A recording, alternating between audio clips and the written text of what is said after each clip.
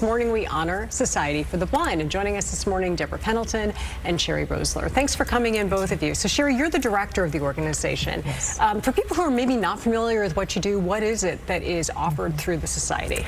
So first of all, thank you and congratulations on your 70th. Society for the Blind celebrated our 70th in 2024. That was a good year, wasn't it? It was a very good year. A lot going on in this area.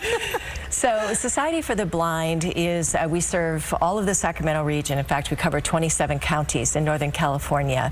And we provide low vision and blindness services from toddlers to people over 100 years old. And what we work to do is to empower individuals who are living with low vision and blindness to discover, develop, and achieve their full potential. So they learn blindness skills, how to use the white cane. Braille becomes very important, especially literacy for children. And then assistive technology, so everything that's out there today that helps individuals with vision loss use computers, work, run their household, and then independent living skills, how to run your life non-visually. Yeah, and there's so many more things available now than there used to be. So Deborah, you work primarily with people who are 55 and older, and some of them might be people whose vision has changed due to other health issues that have come up. That's correct. Some of them, they've lost their vision through macular degeneration, maybe RP, different eye diseases. Sometimes it's even that they need cornea transplants or things like that. It must be very jarring for people when you get to a certain point in your life. You're used to everything being a certain kind of way, and then you deal with that kind of a change. Oh yes, it is. Sometimes they get very depressed.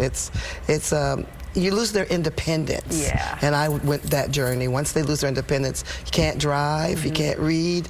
So a lot of times they're really depressed about it. Probably helps a lot to meet people like you who've been able to navigate and forge kind of a new way and regain parts of the independence back in other ways. Oh yes, we're walking the same journey. Yeah. And that's what really helps me, because I'm passionate about them getting the information that they need, and the Society for the Blind provides the tools, the skills, and we give them that confidence to get back out there. Right. And you do a lot of that with volunteers. What are the kinds of things that volunteers help with? Right.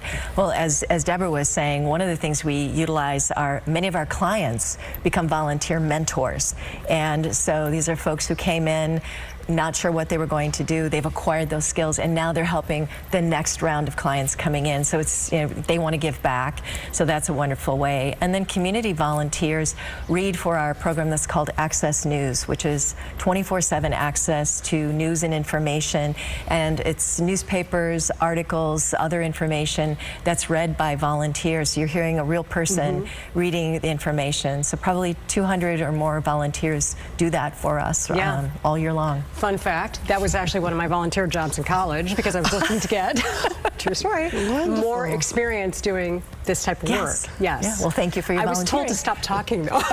Apparently, I talked a little bit too much when I was doing it. But that is a great way that people can get involved. And you just never know, like, what you volunteer might actually make an impact for somebody else, or who in your world might need that kind of help someday. That's right. And it helps to get the word out, because so many people, when they lose their vision or they get that diagnosis, they don't know where to turn. And so being able to share and let people know you're not alone, and we're here to walk with you on that journey. Well,